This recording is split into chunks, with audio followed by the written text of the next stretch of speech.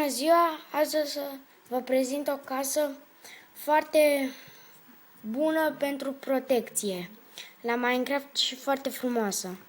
Aceasta e casa, hai să vă prezint.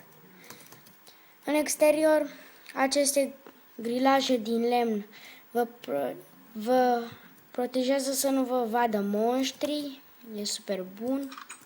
Așa e în interior. Frigidere, când apeși aici, se deschide ușa și din dispenser sare ce înăuntru, un dulap suspendat, cuptoare, o canapea cu un televizor.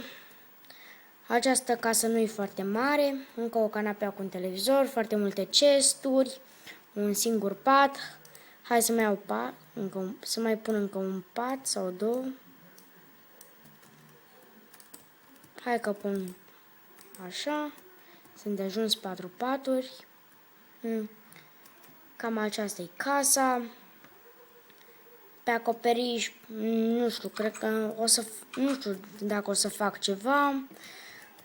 Poate o să fac în clipul următor, dacă fac ceva o să vă arăt. Deci, la revedere!